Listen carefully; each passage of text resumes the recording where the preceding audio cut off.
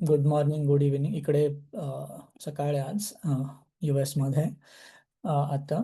But thank you. आणि झोटेऱ्याबद्दल मला बोलायला नेहमीच आवडतं. सो त्यामुळे मला आनंद होत आहे की मी मराठीमध्ये झोटेऱ्याबद्दल बोलतोय. कारण अ, झोटेरो हे खूप उपयुक्त ॲप्लिकेशन सॉफ्टवेअर आहे. आणि अ, मी आधी थोडं झोटेरो काय आहे त्याबद्दल बोलतो. अ, हे जे सेशन आहे तर ते बऱ्यापैकी डिमॉन्स्ट्रेटिव्ह असेल. जसं सोनालीने सांगितलं की प्रत्येक गोष्ट, कारण सॉफ्टवेअर असल्यामुळे ह्यामध्ये कुठल्या कुठल्या गोष्टी आहेत, कुठले कुठले फीचर्स आहेत आणि ते कसे वापरायचे, तर ते मी सांगणार आहे मुख्यतः. सो त्यामुळे ते सांगता जसं मी सांगेन तसं मी दाखवून पण देईन की ते कसं करायचं. तर झोटेरो हे जे आहे तर ते संदर्भ मॅनेज करण्यासाठी वापरलं जातं. आणखी दोन सॉफ्टवेअर आहेत तर ते पण अनेक लोक वापरतात, मेंडेले आणि एंड नोट. मला झोटेरो आवडतं कारण झोटेरो ओपन सोर्स आहे, फ्री आहे, कोणीही डाउनलोड करू शकतो. तुमची OS कुठली असेल, विंडोज असेल, ॲपलची असेल किंवा लिनक्स असेल, तर तुम्ही आत्ता ॲक्च्युली फोनवर पण ते ॲप्लिकेशन आलं आहे. बट फोनवर वापरणं थोडं कठीण होतं कारण ते छोटी स्क्रीन असल्यामुळे. बट सगळीकडेच उपलब्ध आहे आणि फ्री आहे, ओपन सोर्स आहे. तर त्यामुळे ओपन सोर्सचा अर्थ असा आहे की सामान्य लोक ज्यांना कोडिंग येतं तर ते कोणीही हे सॉफ्टवेअर डेव्हलप करण्यामध्ये मदत करू शकतात. आणि ह्याच्यामध्ये डेव्हलपमेंट सतत चालू असतात. त्यामुळे ते नेहमीच नवीन व्हर्जन रिलीज करत असतात. त्यांनी ह्याच वर्षी एक नवं व्हर्जन रिलीज केलं ज्यामध्ये त्यांनी अनेक नवीन गोष्टी इंट्रोड्यूस केल्या. म्हणजे मला जे सगळ्यात जास्त आवडतं ते म्हणजे आधी फक्त तुम्हाला झोटेरोमध्ये PDF अटॅच करता यायचा, पण आता EPUB फाईल पण अटॅच करता येते आणि तुम्ही EPUB फाईल जी आहे तर ती झोटेरोमध्येच वाचू शकता. तर झोटेरो कशासाठी आपण वापरू शकतो? सगळ्यांना स्क्रीन दिसते का मी जे शेअर करतोय ती? ओके. तर जसं मी म्हणालो की संदर्भ जमा करणं, ते साठवून ठेवणं, तर त्यासाठी झोटेरो वापरलं जातं. आपण जर संशोधन करत असू, कुठलाही रिसर्च करत असू, तर आपण वाचन खूप करतो. म्हणजे अनेक लेख असतील किंवा पुस्तकं असतील. आणि आजच्या काळामध्ये यूट्यूब व्हिडिओ पण, डॉक्युमेंटरी वगैरे. तर अशा गोष्टी आपण सतत वाचत असतो, बघत असतो. पण ह्या गोष्टी वाचल्यावर आपण विसरून जाऊ शकतो. अ, तर त्यामुळे ते एका ठिकाणी सगळ्या गोष्टी एकाच ठिकाणी जमा करून ठेवणं हे खूप उपयुक्त ठरतं. जर तुमचा उद्देश असेल की अ, ते परत वाचणं किंवा ते एखाद्या आपल्या स्वतःच्या लेखामध्ये त्याचा संदर्भ देणं, ह्या गोष्टी जर तुम्हाला करायच्या असतील तर ते एका ठिकाणी जमा करून ठेवणं खूप उपयुक्त ठरतं. तर झोटेरो जे आहे तर ते मी नाव ऐकलेलं, पण मला त्याबद्दल प्रॉपर माहिती मला माझ्या PhDच्या पहिल्या वर्षामध्ये मिळाली. अ, मी आत्ता 3ऱ्या वर्षामध्ये आहे PhDच्या. तर आत्ता मी मागची म्हणजे 2-2.5 वर्ष झोटेरो रोजच वापरत आहे. म्हणजे रोजच मी ते ॲप्लिकेशन ओपन करतो आणि काही ना काही नवीन संदर्भ सेव्ह करतो किंवा तिकडे वाचन करतो किंवा नोट्स. या सगळ्या गोष्टी तुम्ही झोटेरोमध्ये करू शकता आणि तुम्हाला मी दाखवून देईन कसं करायचं थोड्याच वेळामध्ये. तर मेन उद्देश हा आहे की सगळे संदर्भ एका ठिकाणी. दुसरी गोष्ट ही आहे की ही जी पूर्ण प्रक्रिया आहे तर ती ऑटोमॅटिक होते. म्हणजे तुम्हाला असं म्हणजे संदर्भ तुम्ही जेव्हा सेव्ह करता तर ते तुम्हाला असं टाईप करण्याची गरज नाही लागत, की हां, लेखाचं नाव, लेखकाचं नाव, जर्नलचं नाव, कुठल्या वर्षी पब्लिश झालं त्याचं वर्ष. तर ह्या सगळ्या गोष्टी ज्या आहेत तर त्या अ, बरेचसे प्लगइन्स आहेत की त्यांनी ऑटोमॅटिक कॅप्चर होतं. तुम्हाला फक्त एक एक किंवा 2 क्लिक करायचे असतात आणि त्यामुळे ते ऑटोमॅटिक सगळं सेव्ह होऊन जाईल. तर त्यामुळे तुमचा वेळ खूप वाचेल, मेहनत वाचेल. आणि आणखी महत्त्वाची गोष्ट अशी की तुम्हाला जेव्हा ॲक्च्युअली एखादा संदर्भ द्यायचा असतो, तर त्यासाठी स्टाईल्स असतात. म्हणजे प्रत्येक तुम्हाला जिकडे तुमचा लेख पाठवायचा असेल, एखादं जर्नल असेल, तर त्या जर्नलची संदर्भ देण्याची स्टाईल असते. त्याला इंग्लिशमध्ये सायटेशन स्टाईल म्हणतात. ए-पी-ए फॉर एक्झाम्पल, सगळ्यात म्हणजे ॲटलिस्ट सोशल सायन्समध्ये ए-पी-ए स्टाईल जास्त वापरतात. एम-एल-ए आहे, शिकागो आहे. तर अशा बऱ्याच स्टाईल्स आहेत. आणि झोटेरोची चांगली गोष्ट ही आहे की तुम्ही ते ऑटोमॅटिक जेवढे पण संदर्भ असतील, 10 असतील, 100 असतील, 1000 असतील, तर ते तुम्ही एका ठिकाणी गोळा केल्यावर किंवा सगळे सिलेक्ट केल्यावर एक एक जस्ट राईट क्लिक करून सांगायचं असतं, की मला हे सगळं ए-पी-ए स्टाईलमध्ये पाहिजे. तर ते झोटेरो ऑटोमॅटिक जनरेट करेल त्या ए-पी-ए स्टाईलमध्ये. आणि अ, किंवा एम-एल-ए असेल, शिकागो कुठलीही स्टाईल असेल, भरपूर स्टाईल्स आहेत, तर ते कुठली. तर तो एक फायदा आहे, की ही प्रोसेस जी आहे तर ती बऱ्यापैकी ऑटोमॅटिक होऊन जाते, ऑटोमेटेड होऊन जाते. तर हे फायदे आहेत. अ, जसं मी म्हणालो की झोटेरो फ्री आहे, मोफत तुम्हाला डाउनलोड करता येईल, ओपन सोर्स आहे. आणि तुम्हाला ते ब्राउझरमध्येच वापरता येईल, वेबवरच, किंवा तुम्हाला ते डाउनलोड करून तुमच्या कम्प्युटरवर, लॅपटॉपवर वापरता येईल. अ, अनेक ब्राउझर प्लगइन्स आहेत. म्हणजे तुम्ही क्रोम वापरत असाल, मी फायरफॉक्स वापरतो. तर मी फायरफॉक्सचं दाखवेन थोड्याच वेळात. बट इतर पण कुठलं ब्राउझर असेल, गुगल क्रोम असेल किंवा सफारी असेल, अ, तर तुम्ही तिकडे पण प्लगइन किंवा त्यांना कधी-कधी एक्सटेन्शन म्हणतात. तर ते सर्च करून तुम्हाला ते ते तुम्हाला इन्स्टॉल करता येईल, की जेणेकरून अ, संदर्भ सेव्ह करणं सोपं होऊन जाईल. आणि जसं आधी म्हणालो, तर हे सगळं ऑटोमेटेड होऊन जातं, स्वयंचलित होऊन जातं. तर तुम्हाला मी आता दाखवतो, की इथे जे लिहिलं या स्लाइडमध्ये, की कशाप्रकारे संदर्भ सेव्ह करायचा, अ, आणि फोल्डर कसे बनवायचे, तर त्या 2 गोष्टी आपण बघूयात. सगळ्यांना माझं झोटेरो दिसतंय का? हो, दिसतंय. ओके. तर हे मी ऑलरेडी डाउनलोड केलेलं आहे. तुमच्याकडे असेल आत्ता ऑलरेडी, तर तुम्ही ते तुमचं ओपन करू शकता. बट अदरवाईज तुम्ही नंतर करू शकता. तर झोटेरो ॲप्लिकेशन असं दिसतं आणि इकडे वर मेन्यू आहे. अ, आणि मी ऑलरेडी बरेच फोल्डर्स बनवलेले आहेत माझे. म्हणजे माझा रिसर्च ज्या प्रकारचा आहे तर त्यानुसार मी बरेच फोल्डर बनवलेले आहेत. तुम्हाला मी संदर्भ सेव्ह कसा करायचा ते दाखवतो. तर त्याच्या आधी एक महत्त्वाची गोष्ट म्हणजे आता हे फायरफॉक्सचं ब्राउझर आहे. तर ह्यात प्लगइन्सचं कुठे आहे? Let me check. हां, तर इकडे एक्सटेन्शन्स आणि थीम्स जे सेटिंग आहे, तर तुम्हाला इकडे झोटेरो म्हणून सर्च केलं, तर ते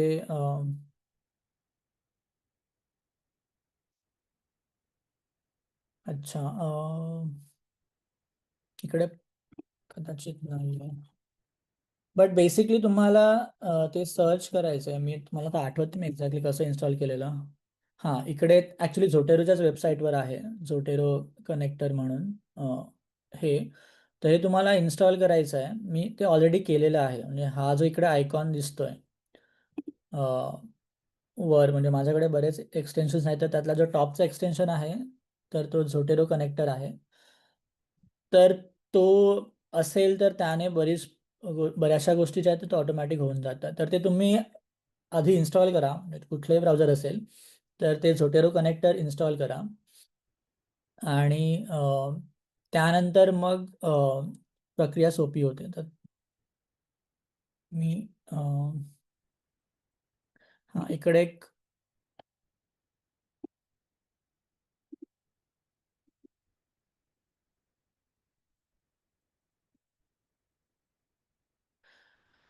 हां तर हे फोल्डर आहे टेम्पररी म्हणून टेम्प फोल्डर. तर तुम्हाला इकडे दिसेल की हे न्यू इकडे हे चार मेन्यूचे आयटम आहेत. तर ते पहिला जो आहे तर ते न्यू आयटम. तर तुम्हाला जर नवीन संदर्भ जर सेव्ह करायचा असेल तर तुम्हाला ते मॅन्युअली करता येईल, म्हणजे हाताने तुम्हाला टाईप करून करता येईल. For example journal article me click केलं तर इकडे हे राईट साईडला ओपन झालं. तर एक मिनटं. हां तर title for example test article मी लिहितो. Author Smith John, journal XYZ journal. Point हा आहे की तुम्हाला हे हाताने टाईप करून करता येईल. इकडे मग बाकीचे जे गोष्टी आहेत, डेट महत्वाची आहे तर ते आलंच पाहिजे वगैरे. DO असेल DO तुम्हाला इकडे पेस्ट करता येईल.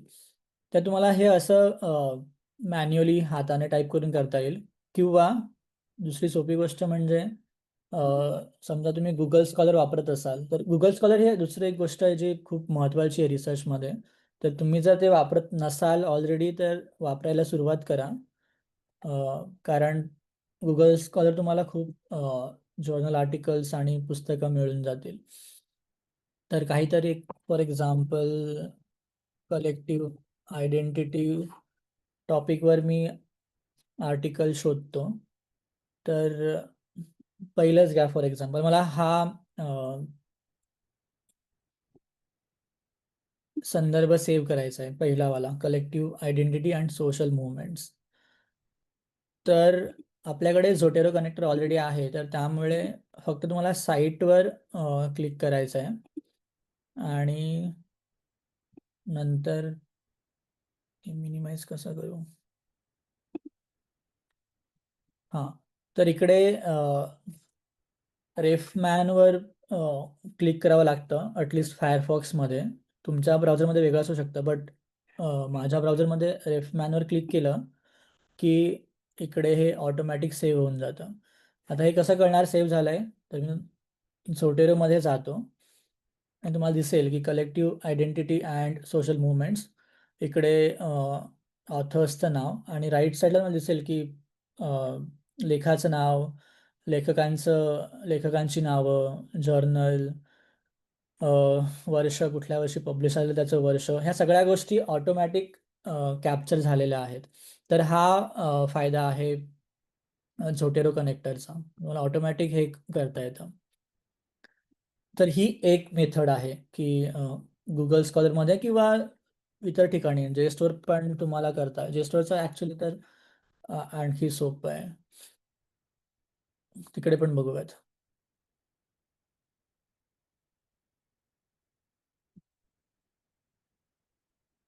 सर्च कुठे आहे? इकडे सेम टाईप करून बघूयात कलेक्टिव्ह आयडेंटिटी.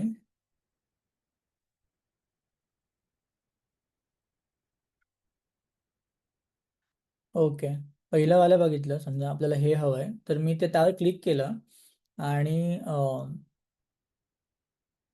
आता हे ओपन झाल्यावर तुम्हाला फक्त इकडे हे जो एक्सटेन्शनचं जे आयकॉन आहे तर त्यावर क्लिक करायचं आहे. मी ह्यावर फक्त क्लिक करतोय आणि हे ऑटोमॅटिक कॅप्चर होत आहे. बघूयात झालंय का. हां इकडे बघा झालंय. आणि अ, माझ्याकडे जे स्टोअरचं सबस्क्रिप्शन असल्यामुळे विद्यापीठाकडून ते फाईल पण ऑटोमॅटिक कॅप्चर झालेली आहे. म्हणजे मी राईट क्लिक केलं तर इकडे ओपन PDF ऑप्शन येतो. तर हे फाईल पण ऑटोमॅटिक त्यांनी कॅप्चर केली आहे. तर हे जर तुमच्याकडे सबस्क्रिप्शन असेल किंवा कधी-कधी काही फाईल्स ओपन सोर्स असतात, तर त्या झोटेरो ऑटोमॅटिक कॅप्चर करेल. तर ब्राउझर एक्सटेन्शन हा एक ऑप्शन आहे, म्हणजे हे कनेक्टर. दुसरा ऑप्शन हा आहे की समजा DOI असेल जर त्या लेखाकडे, इकडे नाहीये, ते मी दुसरं सर्च करून बघतो.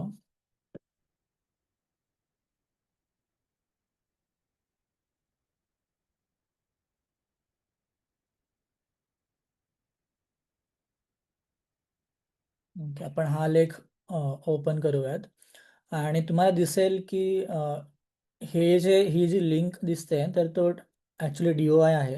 तर त्यात थोडं माझ्या विद्यापीठाचं पण आलं आहे, कारण मला डिरेक्ट ॲक्सेस आहे म्हणून. बट DOI थोडा वेगळा असतो, म्हणजे हे जे दिसतं स्लॅशपासून पुढे, तर ते दॅट इज द DOI. तर हा DOI तुम्हाला कॉपी करायचा आहे.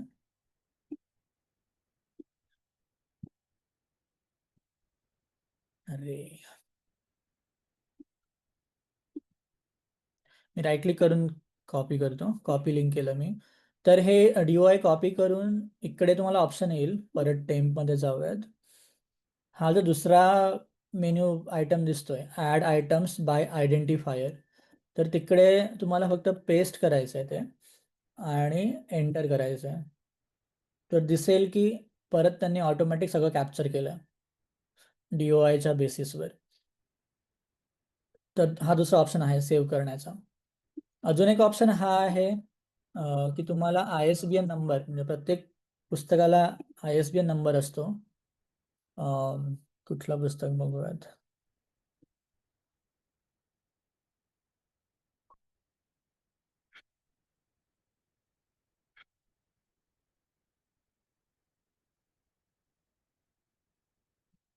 ठीक आहे, हे पुस्तक आहे फॉर एक्झाम्पल. तर आनंद तेलतुंबडेंचं. तर इकडे तुम्हाला ISBN दिसेल. मी गुगल बुक्समध्ये ओपन केलं आहे, तुम्ही कुठेही ओपन करू शकता. तर ISBN कॉपी करायचं आहे आणि सेम प्रोसेस ह्या मेन्यू आयटममध्ये जाऊन पेस्ट करायचं आहे आणि एंटर करायचं आहे. तर परत ते सगळं कॅप्चर केलं आहे, नाव, लेखकाचं नाव, कुठल्या वर्षी पब्लिश झालं, पब्लिशर कोण आहे, वगैरे गोष्टी. तर हे ऑटोमॅटिक त्यांनी झोटेरोने कॅप्चर केल्या. तर तुम्हाला अशा प्रकारे गोष्टी सेव्ह करता येतात. मी अजून एक दाखवतो जे मला खूप कूल वाटतं, की तुम्हाला कुठलेही वेब पेज असेल तर ते पण कॅप्चर करता येतं. फॉर एक्झाम्पल आपण BBC मराठीचा एखादा लेख ओपन करूयात.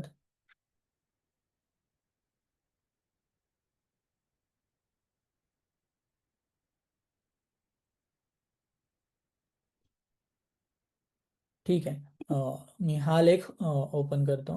ॲक्च्युली हा व्हिडिओ आहे.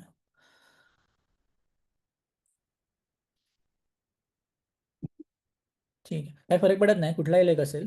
तर तुम्हाला हा लेख सेव्ह करायचा आहे.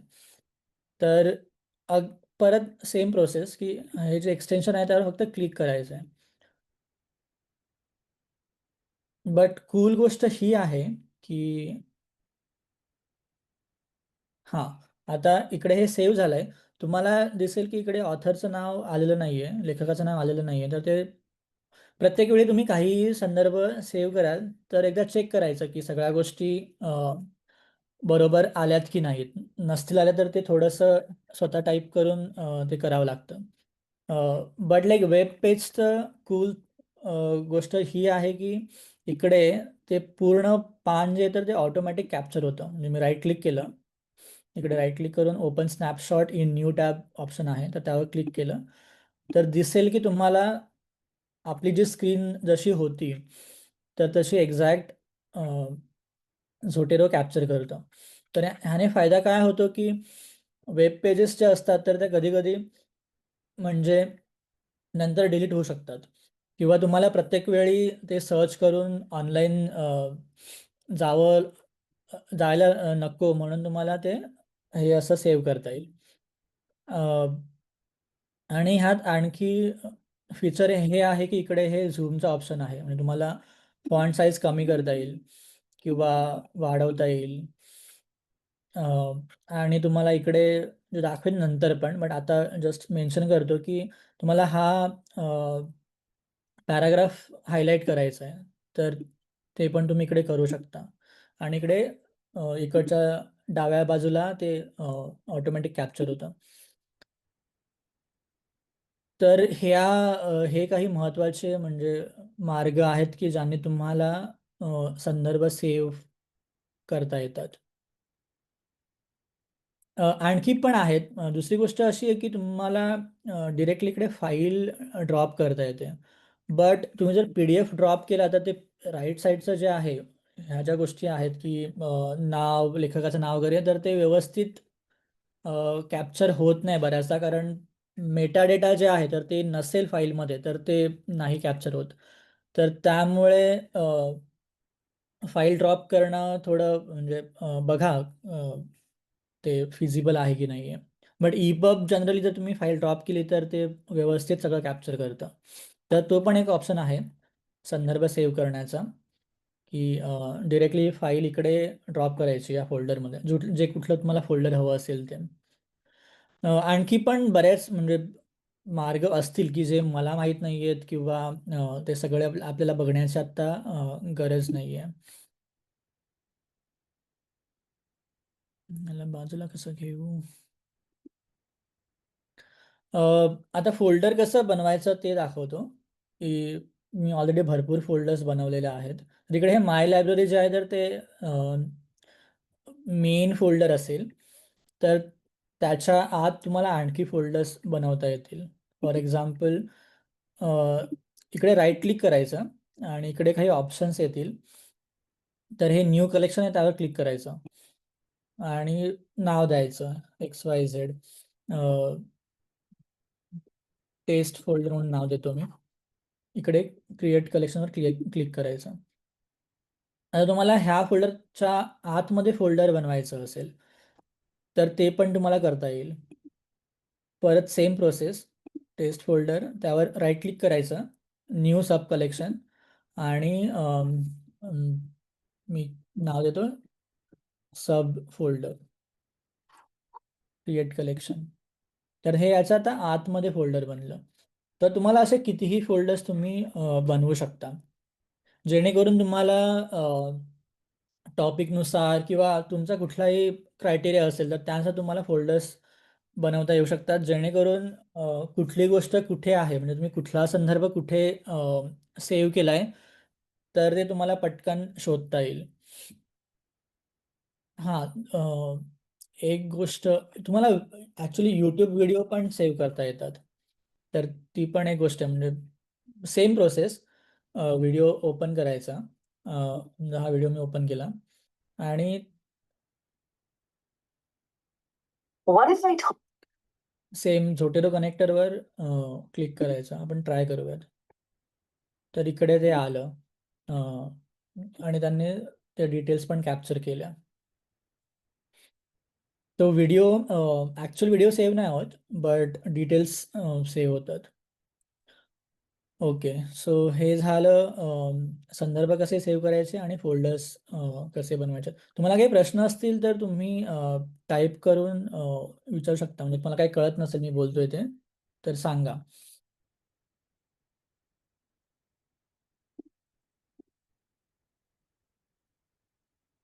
ओके, आता तुम्ही एकदा संदर्भ सेव्ह केले की ते ॲक्च्युली मग छोटेमध्ये आणखी काय काय करता येतं, तर त्या थोड्या गोष्टी बघूयात. आपलं आधीचं फोल्डर कुठलं होतं? हां, तर इकडे आता समजा आता आता ही हा संदर्भ जो आहे तर ह्याला फाईल नाही आहे, तर तुम्हाला ती फाईल अटॅच करता येईल. म्हणजे तुम्ही फाईल जर डाउनलोड केली असेल तर इकडे ॲड अटॅचमेंट म्हणून ऑप्शन येतो आणि तुम्हाला ती फाईल अटॅच करता येईल.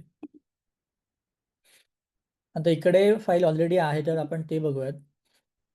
हां, तर हे दुसरं एक महत्त्वाची गोष्ट आहे, की तुम्हाला संदर्भाचे सगळे डिटेल्सच नाहीत, तर तुम्हाला फाईल्स पण सेव्ह करता येतात. आणि त्याचा फायदा असा आहे, की तुम्हाला वाचन पण इकडेच करता येईल. आता ही फाईल जी आहे मी ओपन करतो. तर तुम्हाला इकडेच तो लेख वाचता येईल आणि तुम्हाला काही टिपण्या घ्यायच्या असतील, काही हायलाईट करायचं असेल, तर ते पण करता येतं. बाकी तुम्हाला काही कॉमेंट्स लिहायच्या असतील, तर त्या सगळ्या गोष्टी तुम्हाला इकडे करता येतात. त्याचा फायदा असा आहे, की सगळं एकाच ठिकाणी मग येऊन जातं. तुम्ही जेव्हा लिहायला बसता, तर तुम्हाला संदर्भ आणि कुठल्या लेखामध्ये काय गोष्टी आहेत, तुम्हाला काय साईट करायचं असेल, तर ते कॉपी पेस्ट करणं, ह्या सगळ्या गोष्टी सोप्या होऊन जातात. आता हायलाईट एकदम सोपं आहे. तुम्ही कुठलाही पॅराग्राफ असेल की कुठलंही वाक्य असेल, तर एक जस्ट सिलेक्ट करायचं आणि इकडे कुठल्याही कलरमध्ये येलो असेल किंवा अजून कुठलाही कलर, आपण वेगळा कलर वापरूयात. त्यामुळे तुम्हाला ते हायलाईट करता येतं. इकडे हायलाईटमध्ये पण बरेच ऑप्शन्स आहेत. म्हणजे हे जे स्टँडर्ड हा ऑप्शन आहे, बट तुम्हाला अंडरलाईन करायचं असेल किंवा एक नोट लिहायची असेल वगैरे गोष्टी पण करता येतात. पेन्सिलने लिहायचं म्हणजे हे ॲक्च्युली आयपॅड वगैरे असेल तर तुम्हाला ते हाताने पेन्सिलने पण लिहिता येईल. इकडे समजा तुम्ही हे जे हायलाईट आहे पहिलंवालं, तर ह्याच्या रिस्पॉन्समध्ये तुम्हाला काय लिहायचं आहे, की तुम्हाला हा मुद्दा पटला नाही किंवा ह्या मुद्द्याला तुम्हाला हा मुद्दा वाचल्यावर तुम्हाला आणखी काय सुचलं, तर तुम्हाला ते पण इकडे लिहिता येईल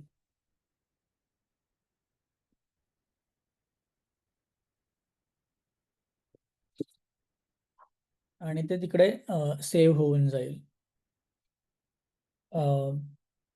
हां, तर हे झालं हायलाईट कसं करायचं आणि इकडे त्या फाईलमध्येच कशा नोट्स किंवा टिपणं लिहायची. दुसरी गोष्ट तुम्हाला करता येईल ती ही आहे, की हा संदर्भ जो आहे मेन विंडोमध्ये, तर राईट क्लिक केल्यावर इकडे ॲड नोट म्हणून ऑप्शन येतो. तर त्यावर क्लिक केलं तर असा एक टेक्स्ट बॉक्स ओपन होतो आणि तुम्हाला इकडे मग अ, हवं ते लिहिता येतं आणि कितीही म्हणजे स्पेस खूप आहे, तर तुम्ही 100 शब्द, 1000 शब्द किती तुम्ही लिहू शकता. तर मी जनरली काय करतो, की लेख वाचून झाला आणि मला वाटलं, की हा लेख मी परत वापरेन, तर मग एकतर मी समरी लिहितो ह्या बॉक्समध्ये किंवा मला जे मुद्दे आवडले असतील तर त्या मुद्द्यांबद्दल लिहितो किंवा मला जे काही विचार तेव्हा येत असतील त्या लेखाबद्दल तर ते लिहितो. जेणेकरून जेव्हा मी परत म्हणजे 5-6 महिन्यानंतर किंवा एका वर्षानंतर जेव्हा परत ते ओपन करतो, तेव्हा मला दिसतं की तो लेख काय आहे, मला तेव्हा काय वाटलेलं वगैरे, वगैरे. किंवा तुम्हाला तुमची नोट जी आहे, तर तुम्ही जेव्हा काही लिहाल स्वतःचा लेख, तर त्यासाठी पण त्याचा फायदा होतो. तर त्यामुळे तुम्ही इकडे नोट लिहून ठेवू शकता. दुसरं कूल फीचर हे आहे, की तुम्ही राईट क्लिक आपण बघितलं, की आपण 2 ठिकाणी हे 2 हायलाइट्स केलेत. तर इकडे राईट क्लिक केलं, की ऑप्शन येतो ॲड नोट फ्रॉम ॲनोटेशन्स. तर त्यावर क्लिक केलं, तिकडे एक ऑटोमॅटिक एक फाईल जनरेट होते, की जे आपण जे काही हायलाइट केलं असेल, तर ते ऑटोमॅटिक इकडे येतं आणि इकडे पेज नंबर लेखकाचं नाव, वर्ष आणि पेज नंबर पण येतो. तर तुम्ही जेव्हा हे साईट करता, तर तुम्हाला हे जस्ट कॉपी करून पेस्ट करता येतं. तर हे पण एक चांगलं फीचर आहे. टॅग विसरलो मी. तर टॅग जर तुम्ही इकडे क्लिक केला, तर इकडे खाली गेलं, की इकडे टॅग्सचं ऑप्शन आहे. तर तुम्हाला जे काही हवं, तर ते टॅग तुम्हाला इकडे लिहिता येईल. तुम्ही कधी-कधी मला एखादा आर्टिकल आवडला नाही, तर त्यासाठी एक स्पेसिफिक टॅग म्हणजे मला वाटलं की या लेखाची क्वालिटी एवढी चांगली नाही आहे. तर त्यासाठी माझा एक टॅग आहे. जर मला लेख खूप आवडला, तर त्यासाठी पण एक टॅग आहे. बट तुम्हाला ज्या पद्धतीने अरेंज करायचं त्यानुसार तुम्हाला ते टॅग डेव्हलप करता येतील आणि तुम्ही कितीही टॅग्स ॲड करू शकता. असं नाही की एकच टॅग तुम्हाला ॲड करता येईल. तर हे टॅगचा ऑप्शन आहे. तो पण चांगला आहे.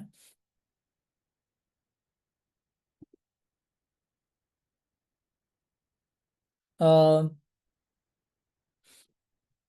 मी बोललो की स्टाईल्स ज्या आहेत तर खूप आहेत. APA, शिकागो, MLA वगैरे आणि तुम्हाला एखादी नवीन स्टाईल जर हवी असेल तर तुम्ही ती पण घेऊ शकता. हे एवढं महत्त्वाचं नाही आहे नवीन स्टाईल कारण छोटेरीमध्ये ऑलरेडी खूप स्टाईल्स आहेत आणि ज्या मुख्य आहेत तर त्या ऑलरेडी आहेत. तर त्यामुळे तुम्हाला नवीन घेण्याची एवढी गरज लागणार नाही. बट जर लागलंच तर ऑप्शन आहे तो.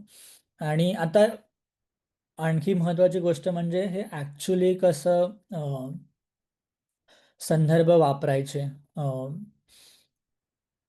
तर आधी हे दाखवतो की समजा तुम्हाला इंटेक्स्ट सायटेशन करायचे असतील. ॲक्च्युली एखादी फाईल ओपन करतो मी.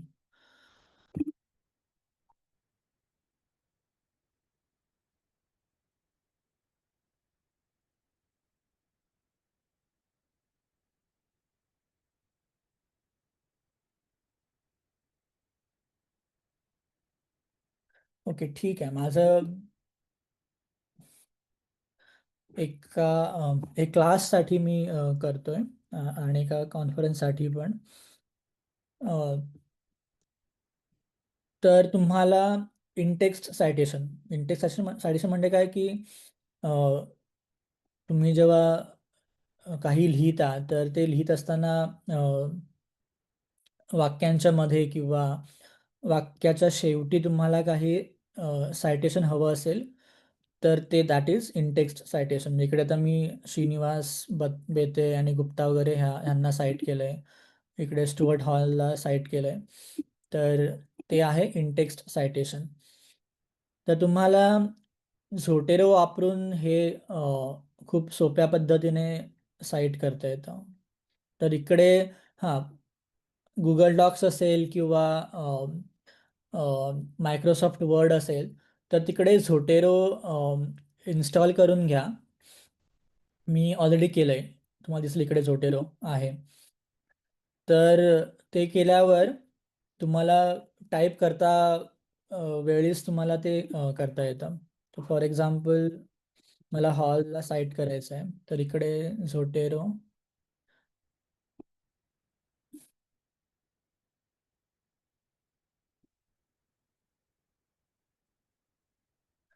स्टाईल विचारतं. APA स्टाईल आणि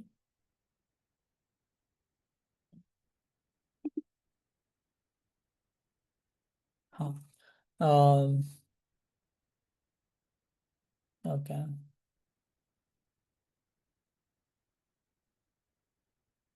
हं. मी स्टुअर्ट हॉल टाईप केलं आणि स्टुअर्ट हॉलचे जेवढे पण मी संदर्भ सेव्ह केलेत तेवढे आलेत. त्यातला मला कुठला हवा आहे? असं समजूयात की मला अ,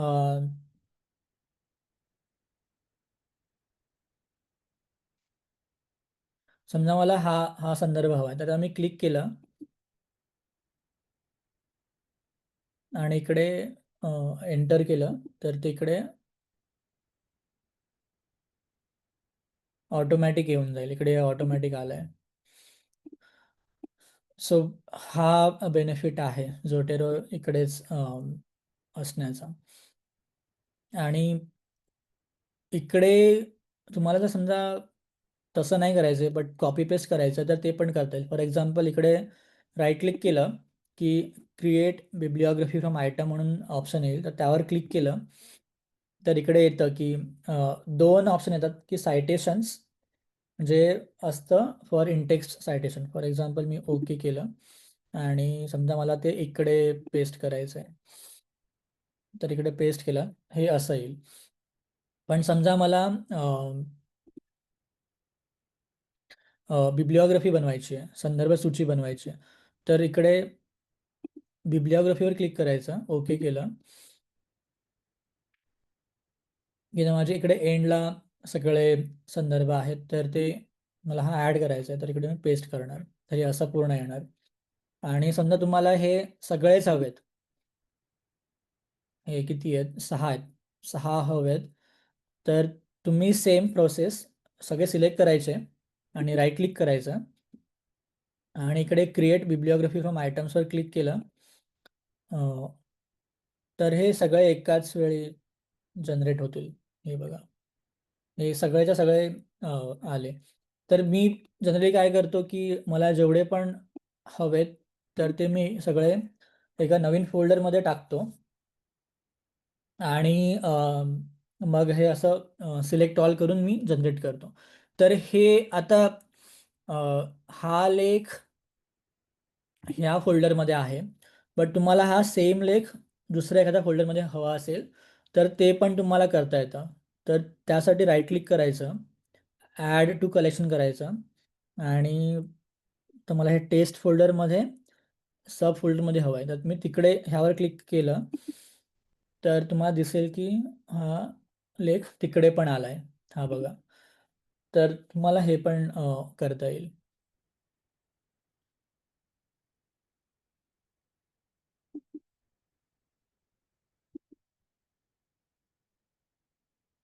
अ, नंतर तुम्हाला सो झोटेरो जे आहे तर ते तुम्ही ऑफलाईन वापरू शकता तुमच्या स्वतःच्या लॅपटॉपवर किंवा कम्प्युटरवर. बट तुम्हाला गुगल ड्राईव्ह किंवा ड्रॉपबॉक्स वगैरे वापरून क्लाउड स्टोरेज पण करता येईल, जेणेकरून तुम्हाला 2 ठिकाणांहून वापरायचं असेल, म्हणजे लॅपटॉप आहे आणि विद्यापीठामध्ये तुमचा कम्प्युटर आहे, तर तुम्हाला तसं करता येईल. अ, आणि त्यामुळे सिंकिंगचा पण ऑप्शन आहे, म्हणजे तुमचा झोटेरो 2 ठिकाणी जर ओपन असेल तर तुम्ही एका ठिकाणी जर फाईल ॲड केली तर दुसऱ्या ठिकाणी पण ते ऑटोमॅटिक सिंक होईल.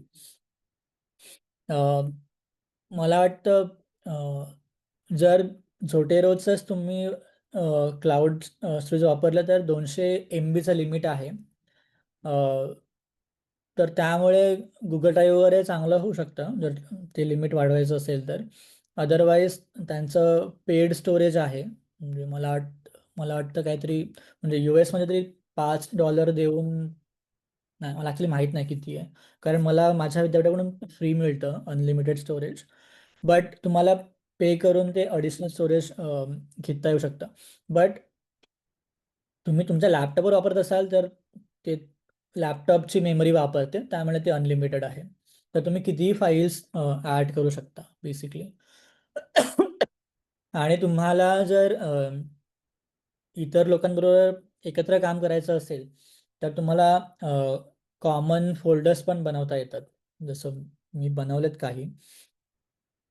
इकडे माझ्या कोहॉर्टचं आहे कॉमन लायब्ररी, किंवा मी माझ्या बरोबर एक प्रोजेक्ट करत होतो, तर त्याचं पण एक कॉमन फोल्डर आहे. तर तुम्हाला ते पण करता येतं झोटेरोमध्ये. सो एवढे सगळे फीचर आहेत, आणखी पण बरेच फीचर्स आहेत, बट तुम्हाला ह्या फीचर्सने भरपूर काही करता येतं ऑलरेडी. आणि त्यामुळे सुरुवातीला हे सगळं, हे तुम्ही एवढे फीचर पण आपल्या सुरुवातीला तर तुम्हाला मॅक्झिमम झोटेरोचं जेवढं काही युटिलिटी आहे तर ती घेता येईल. तर आता आपल्याकडे मला वाटतं 15 मिनटं आहेत, तर काही प्रश्न असतील तर मी ते घेऊ शकतो. पार्टिसिपंट्समधून कोणाला काही प्रश्न असतील तर चॅट बॉक्समध्ये पण टाईप करू शकता किंवा माईक आणि व्हिडिओ ऑन करून सुद्धा विचारू शकता.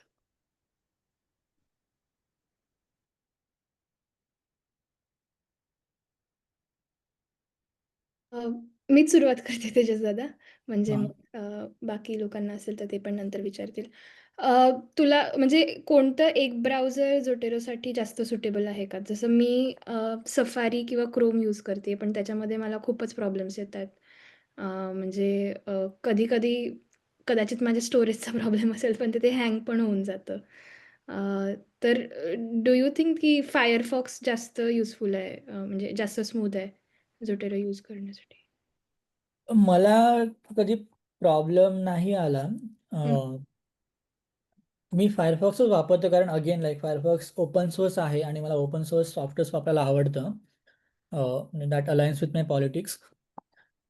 बट प्रॉब्लेम तसा यायला नको इतर ब्राउझर्सवर पण हं. तो कदाचित तुझ्या लॅपटॉपचा तो प्रॉब्लेम असू शकतो किंवा इतर काही प्रॉब्लेम असू शकतो.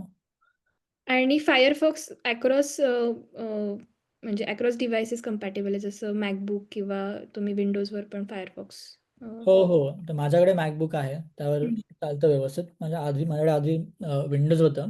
तर त्यावर पण चालायचं व्यवस्थित. बरं. अजून कोणाला Zoteroबद्दल किंवा इवन बेसिक प्रश्न जसं डाउनलोड कुठून करायचं, कोणते वेबसाईट आणि इनिशियल सेटिंग अप त्याच्याबद्दल पण काही प्रश्न असतील तर ऑडियन्समधून? अ, मला विचारायचं आहे, संध्या बोलतेय. हो, संध्या विचार ना. हां, हां. व्हिडिओ ऑन अ, केलास तरी चालेल म्हणजे जास्त चांगलं इंटरॅक्शन होईल. हां.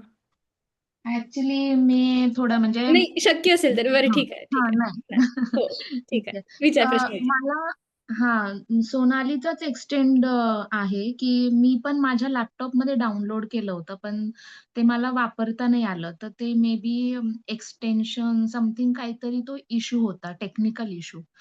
तर टेक्निकल इश्यू आणि त्याचबरोबर अजून काही चॅलेंजेस म्हणजे तुला जाणवले का? किंवा जे नवीन लोकं आहेत, त्यांना कोणकोणते चॅलेंजेस येऊ शकतात Zotero यूज करताना आणि ते चॅलेंजेससाठी अजून म्हणजे ते काय रेफर करू शकतात? म्हणजे YouTube व्हिडिओज असतील किंवा अजून काही हे असतील, तर तसं सांगितलं तर बरं होईल.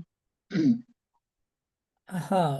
सो आता चॅलेंज कुठलं आहे त्याशिवाय मला डायरेक्टली आन्सर नाही करता येणार. बट YouTubeवर खूप व्हिडिओज आहेत. तर ते तुम्ही बघू शकता. मी पण अ, आधी खूप बघितले म्हणजे जेव्हा मी अ, सुरुवात केली वापरायला तर तेव्हा मला पण बऱ्याच गोष्टी माहीत नव्हत्या.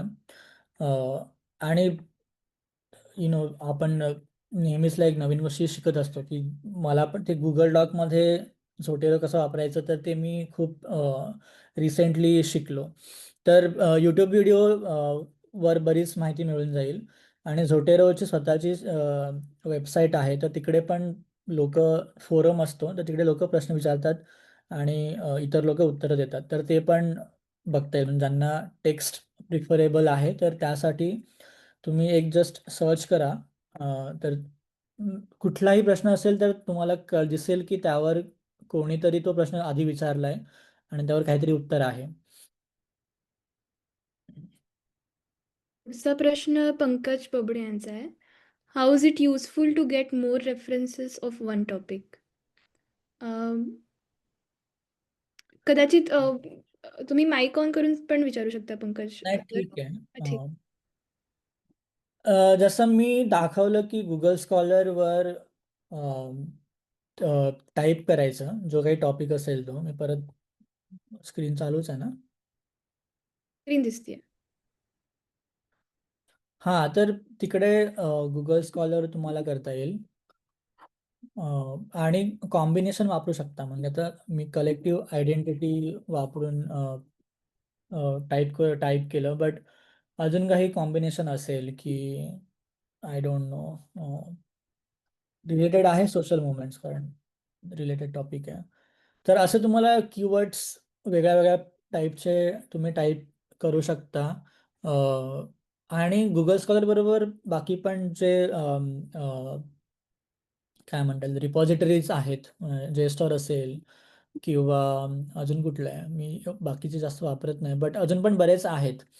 तर तिकडे तुम्ही चेक करू शकता. आणि आता AIचं मला माहीत नाही सगळ्यांना तर आवडत नाही वापरायला.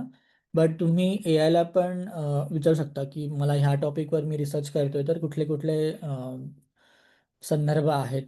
तर आता AI ज्या पातळीला आहे त्या तुम्हाला बरेच तिकडे पण मिळून जातील. पंकज सर आणि कशच्या वतीने पण एक सेशन झालेलं होतं लिटरेचर सर्च म्हणून आणि ते यूट्यूबवर आम्ही अपलोड केलं आहे. तर त्याची लिंक मी इथे टाईप बॉक्समध्ये पाठवेल, तर ते पण कदाचित तुम्हाला उपयोगी राहील. आपण ओके, पुढच्या ओके मॅडम.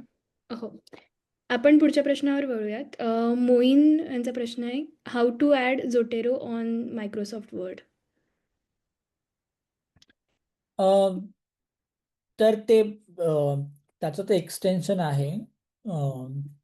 सर्च केलं तर येऊन जाईल. मी चेक करतो. मी वर्ड वापरत नाही. बट हां, इकडे आहे. तर ही झोटेरोची वेबसाईट आहे. तर ही झोटेरो.org जी आहे तर ती ऑफिशियल वेबसाईट आहे. तर तिकडे तुम्हाला ते मिळून जाईल. ॲक्च्युली ते झोटेरोमध्ये असेल कदाचित मला वाटतं. इन्स्टॉल ब्राउझर कनेक्टर हा एक ऑप्शन आहे इकडे.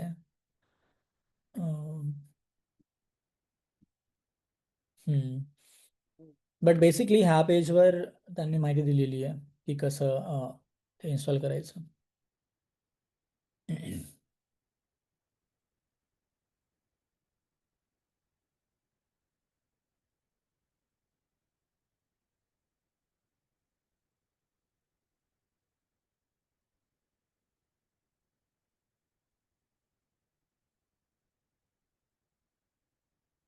अजून कोणाला प्रश्न असतील तर विचारू शकता.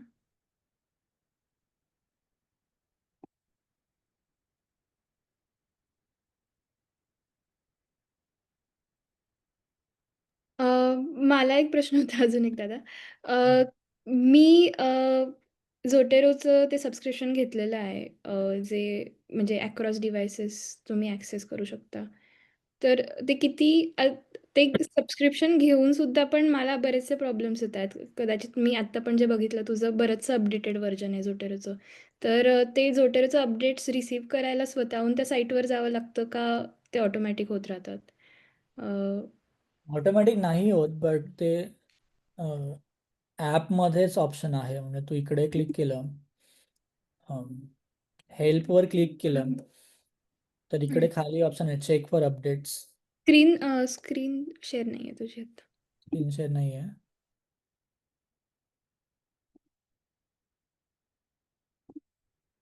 आता दिसतंय? एक मिनिट, कदाचित मला दिसत नाहीये. म्हणजे मला तरी दिसतंय. अच्छा. Okay, okay. हां, तर आता दिसतंय सोनाली? मी सेटिंग्स चेंज करते जरा. ठीक आहे. बट बेसिकली Zoteroमध्ये सॉरी हेल्प म्हणून एक मेन्यूचा आयटम आहे. तर तिकडे सगळ्यात खाली चेक फॉर अपडेट्स म्हणून ऑप्शन आहे. तर त्यावर क्लिक केलं की कळतं की अपडेट्स आहेत का नवीन. अजून एक प्रश्न होता. तू दाखवलंस की नोट्स कशा ॲड करता येऊ शकतात प्रत्येक आर्टिकलवर आणि अनोटेशन्स पण आणि स्वतःचे आपले ॲडिशन्स पण काही असतील तर. आणि ते कुठे एका जागी आपण कोलेक्ट करू शकतो का? असं काही फीचर आहे का Zoteroमध्ये की फॉर एक्झाम्पल एका फोल्डरमध्ये जितके आर्टिकल्स आहेत त्यावरच्या सगळ्या नोट्स कुठेतरी एकत्र, जसं आपण रेफरन्सेस सगळे घेतो, बिब्लिओग्राफी जनरेट करू शकतो. तसं ते नोट्स कसं सिमलेसली आपण इंटिग्रेट करू शकतो? म्हणजे तू समजा नोट्स लिहिल्यात ओव्हर लाईक 1 वर्ष आणि नंतर तुला सगळं ते एका ठिकाणी कोलेक्ट करायचे आहेत, असं म्हणतेस का? हो, हो, हो. अच्छा. मला तरी माहीत नाही आहे ती तसा ऑप्शन. बट तुला Zotero नोट्सचं एखादं ॲप असेल, तर त्याशी कनेक्ट तू करू शकतेस. म्हणजे नोशन मी आधी केलेलं कनेक्ट. नोशनशी कनेक्ट करता येतं किंवा ऑब्सिडियन असेल त्याशी कनेक्ट करता येतं. तर जेणेकरून काय होतं, की तू इकडे जे काय सेव्ह करशील तर ते ऑटोमॅटिकली तिकडे पण सेव्ह होतं. तर तो ऑप्शन आहे. म्हणजे हं. जसं आपण ब्राउझरमध्ये कनेक्टर्स ॲड करतो तसंच त्या नोट्स ॲप्लिकेशनमध्ये पण Zotero कनेक्टर ॲड हो. ओके.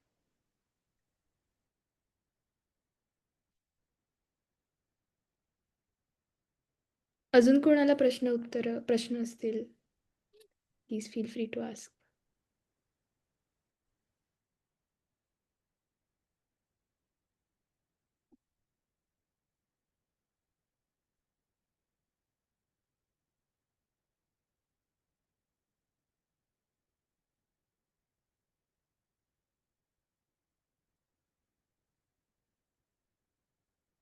ठीक आहे, आपण अजून 2 मिनिट वाट बघूयात प्रश्नांसाठी आणि मग कन्क्लूड करूयात सेशन. चॅट बॉक्समध्ये टाइप केले तरी चालतील जर का ऑडिओसोबत प्रॉब्लेम्स असतील तर.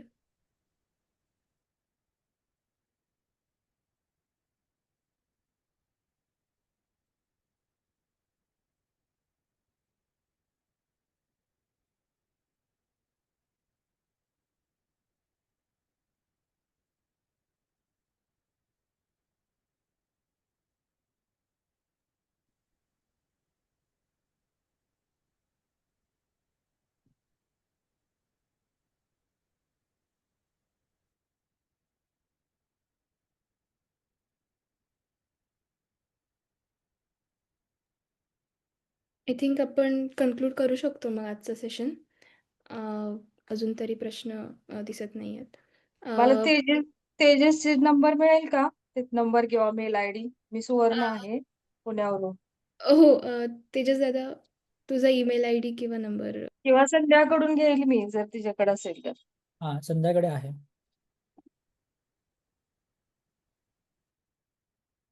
दिव्या, नाही, या सेशनसाठी सर्टिफिकेट नाही आहे. पण आय होप की एक एक तोंड ओळख झोटेरो सेशनची आणि झोटेरो ॲप्लिकेशनची झाली असेल या सेशनमार्फत. पण कशतर्फे अजूनही बाकीचे सेशन्स ऑर्गनाईज केले जातात. काही वर्कशॉप्स आणि कॉन्फरन्सेस पण आम्ही ऑर्गनाईज केलेत. तर आणि त्याचे अपडेट्स तुम्हाला मिळत राहतील ईमेलद्वारा. आणि काही सेशन्समध्ये आम्ही सर्टिफिकेट्स पण देतो. तिथे कदाचित तुम्ही ट्राय करू शकता. अजून कोणाला काही प्रश्न, फीडबॅक असेल तर? सरांची ओळख कुठला टॉपिक आहे सरांचा PhDचा? तेजस दादा, तू PhDच्या टॉपिकबद्दल काही सांगू शकशील? स्वतःची ओळख नाही त्यांनी दिली करून पूर्ण. सो मी पेन्सिल्व्हानिया विद्यापीठामध्ये PhD करतोय. आता 3रं वर्ष चालू आहे. आणि मी फुले आंबेडकरी चळवळीमध्ये सोशल मीडिया आल्यानंतर, इंटरनेट आल्यानंतर काय काय बदल झालेत, तर ते स्टडी करतोय. की उद्देश हा आहे की चळवळींमध्ये म्हणजे जनरली काय बदल आलेत मागच्या 10-15 वर्षानंतर, ते स्टडी करतोय. सोशल मीडियामुळे का? हां, सोशल मीडियामुळे आणि YouTube वगैरे मॅनिप्युलेशनचं platform. प्रमाण वाढलंय ना सोशल मीडियामुळे. हो हो चळवळी एखाद्या मॅनिप्युलेट करणं. हो हो हा.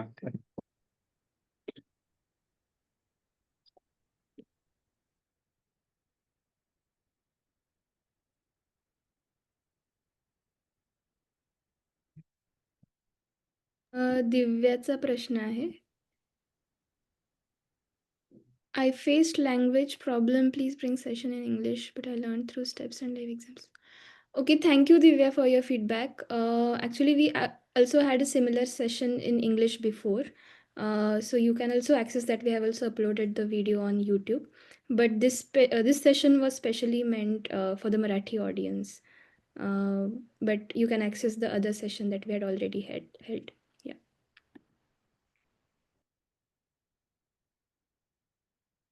आय थिंक प्रश्नोत्तर पुरेशी झालेली आहेत. अजून कोणाला काही प्रश्न असतील तर नंतर तेजस दादाला पण तुम्ही अप्रोच करू शकता. तेजस, तू तुझा ईमेल आय डी शेअर करू शकतोस चॅट बॉक्समध्ये, किंवा आय थिंक ऑनलाईन पण तुम्ही नाव सर्च केलं तर मिळून जाईल कॉन्टॅक्ट. पण थँक्यू सो मच आजच्या सेशनसाठी. मी पण स्वतः झोटेरो बरेच म्हणजे 2-3 वर्ष वापरते, पण त्याच्यातले खूप बारकावे असतात, खूप टेक्निकल गोष्टी असतात ज्या कळत नाही. आणि युजली इंटरनेटवर पण सर्च करायला खूप वेगवेगळी उत्तरं मिळतात. तर आजचं सेशन त्या अर्थाने खूप इन्फॉर्मेटिव्ह होतं. आणि इवन आय थिंक ज्यांनी नुकतंच सुरू केलं असेल झोटेरो वापरायला, त्यांच्यासाठी पण आय होप की हे सेशन इन्फॉर्मेटिव्ह राहिलं असेल. आणि कशच्या वतीने असे रिसर्च आणि ॲकॅडमिक रायटिंग, ॲकॅडमिक रीडिंग संदर्भात असे सेशन्स होत राहतात. मराठीमधलं हे आमचं पहिलंच सेशन होतं. आणि बाकी इंग्लिश आणि हिंदीमध्ये पण हे सेशन्स होत राहतात. तर इथे असलेल्या पार्टिसिपंट्सना अजून या विषयांमध्ये जाणून घेण्याची रुची असेल तर तुम्ही कश इनिशिएटिव्हला फॉलो करू शकता आणि या सेशन्सचा जास्तीत जास्त फायदा घेऊ शकता. आणि मी परत एकदा तेजस दादा तुला थँक यू सांगते. हे मराठीतलं पहिलंच सेशन होतं आणि thank you for giving your time. तुझा वेळ दिल्याबद्दल धन्यवाद. आणि म्हणजे बऱ्याचदा असं होतं की तू डेमॉन्स्ट्रेटिव्ह सेशन घेतलं त्यामुळे ते जास्त हेल्पफुल होतं. कारण गाईड्स वगैरे तर सगळे ऑनलाईन आहेच आहेत. पण ते प्रत्यक्ष कसं वापरायचं ॲप्लिकेशन तर ते आजच्या सेशनमध्ये मला वाटलं खूप क्लिअरपणे ते कळालं. तर let's conclude on this note. Thank you. Thank you दादा.